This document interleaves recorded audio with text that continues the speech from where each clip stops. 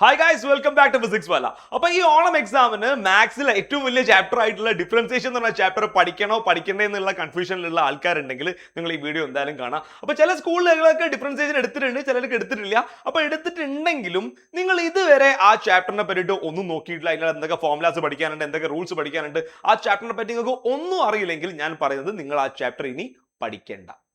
അപ്പൊ എന്തുകൊണ്ടാണ് അത് പഠിക്കേണ്ട എന്ന് പറയുന്നതിന്റെ റീസൺ എന്താണെന്ന് വെച്ചാൽ, ഒന്ന്, ഇനി നിങ്ങളത് പഠിച്ചാൽ തീരൂല. എക്സാമിന് ആകെ കുറച്ച് സമയമുള്ളൂ, നിങ്ങൾ ഇതുവരെ സ്റ്റാർട്ട് ചെയ്തില്ല, ഇനി പഠിക്കാന്നാണ് വിചാരിക്കുന്നെങ്കിൽ അത് എന്തായാലും പഠിച്ച് തീരൂല.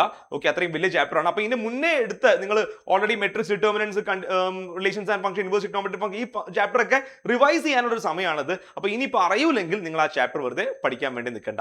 അപ്പോൾ വേറെ റീസൺ എന്താന്ന് വെച്ചാൽ, ആ ചാപ്റ്റർ വളരെ ഇമ്പോർട്ടന്റ് ആയിട്ടുള്ള ചാപ്റ്റർ ആണ്. അത്രയും ഇമ്പോർട്ടന്റ് ആയതുകൊണ്ടാണ് ഞാൻ പറഞ്ഞത് പഠിക്കേണ്ട എന്നുള്ളത്. കാരണം എന്താണെന്ന് വെച്ചാൽ, നിങ്ങളിപ്പോൾ ആ ചാപ്റ്റർ പഠിക്കുകയാണെങ്കിൽ ഈ തിരക്കിനിടയിൽ ധൃതി പിടിച്ചിട്ട് നിങ്ങൾ ഒരു തെറ്റായ രീതിയിലേക്ക് ആ ചാപ്റ്റർ പഠിക്കുന്നുണ്ടാവുക. അപ്പൊ ആ ചാപ്റ്റർ ഇനി വരാൻ പോകുന്ന 4 ചാപ്റ്ററിന് ഈ ചാപ്റ്ററിന്റെ നോളജ് നമുക്ക് ആവശ്യമുണ്ട്. അപ്പൊ ഇത് തെറ്റായ രീതിയിൽ പഠിച്ചു കഴിഞ്ഞാൽ ഇനി അങ്ങോട്ടുള്ള 4 ചാപ്റ്റർ കൊളാവും. അതായത് ക്രിസ്മസ് എക്സാമിനും ബോർഡ് എക്സാമിനും മാത്രമല്ല ഉപരിപഠനത്തിനും ഒക്കെ ആവശ്യമുള്ള, ഫിസിക്സിലും മാത്സിലൊക്കെ ഒരുപോലെ ആവശ്യമുള്ള ഒരു ചാപ്റ്റർ ആണത്. അപ്പൊ ആ ചാപ്റ്റർ നിങ്ങൾ ഇപ്പോൾ പഠിച്ച് കൊളാക്കി കഴിഞ്ഞാൽ അത് നിങ്ങളെ ഭാവിനെ തന്നെ, സയൻസ് ആണ് നിങ്ങൾ തുടർന്ന് പഠിക്കുന്നെങ്കിൽ നിങ്ങളെ ഭാവിനെ തന്നെ അത് ബാധിക്കും. അപ്പൊ ആ ചാപ്റ്റർ നിങ്ങൾ വിട്ടുവെക്കുക.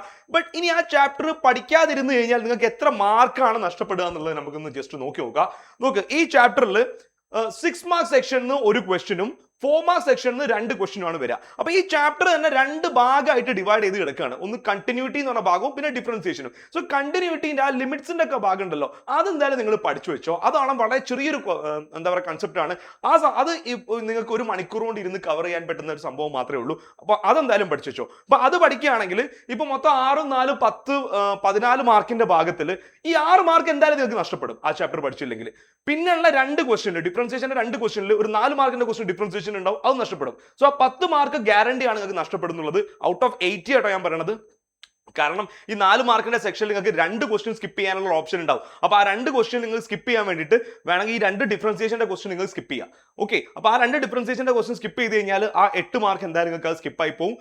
പിന്നെ അതേപോലെ തന്നെ ഈ 6 മാർക്കും സ്കിപ്പ് ആവും. അങ്ങനെ ഔട്ട് ഓഫ് 80 ഒരു 14 മാർക്ക് നിങ്ങൾക്ക് എന്തായാലും നഷ്ടപ്പെടും. ബട്ട് സ്റ്റിൽ 1 മാർക്കിന്റെ ഒക്കെ ക്വസ്റ്റ്യൻ ഉണ്ടാവും കണ്ടിന്യൂറ്റി ടോപ്പിക്കിൽ. അതായത് നിങ്ങൾക്ക് ഞാൻ പറഞ്ഞില്ല, കുറച്ച് നേരം കൊണ്ട് ഇരുന്ന് പഠിക്കാൻ വേണ്ടി പറ്റുന്ന 1 മാർക്കിന്റെ കണ്ടിന്യൂറ്റിന്റെ ക്വസ്റ്റ്യൻസ് ഒക്കെ നിങ്ങൾ പഠിച്ചു വെക്കുക. അപ്പൊ ആ മാർക്കുകളും നഷ്ടപ്പെടില്ല. അപ്പൊ മാക്സിമം പോയി കഴിഞ്ഞാൽ ഈ ചാപ്റ്റർ പഠിക്കാതിരുന്ന് കഴിഞ്ഞാൽ നിങ്ങൾക്ക് നഷ്ടപ്പെടാൻ വേണ്ടി പോകുന്നത് 14 മാർക്കാണ്. ഓക്കെ, അപ്പോൾ ഔട്ട് ഓഫ് 80 ആണ് 14 മാർക്ക് ഉള്ളത്. എന്നാലും നിങ്ങൾക്ക് എന്താക്കാൻ വേണ്ടി പറ്റും, 60ൽ 60 സ്കോർ ചെയ്യാൻ വേണ്ടി പറ്റും.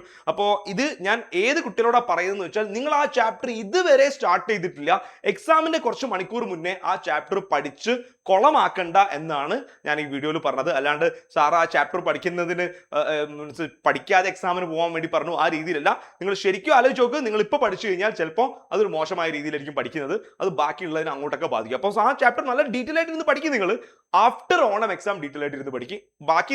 ബാക്കി ചാപ്റ്ററിന്റെ മേലെ ഒന്നും കൂടി കോൺസെൻട്രേറ്റ് ചെയ്യും. ഓക്കെ, ഇനി ഈ ചാപ്റ്ററിനെ പറ്റി അത്യാവശ്യം ഐഡിയ കാര്യങ്ങളൊക്കെ ഉണ്ടെങ്കിൽ ഓൾറെഡി ആ ചാപ്റ്ററിന്റെ 1 ഷോട്ട് നമ്മുടെ ചാനലിൽ കിടക്കുന്നുണ്ട്. അപ്പോൾ ആ 1 ഷോട്ട് കണ്ടു കഴിഞ്ഞാൽ നിങ്ങൾക്ക് റിവിഷൻ കിട്ടും.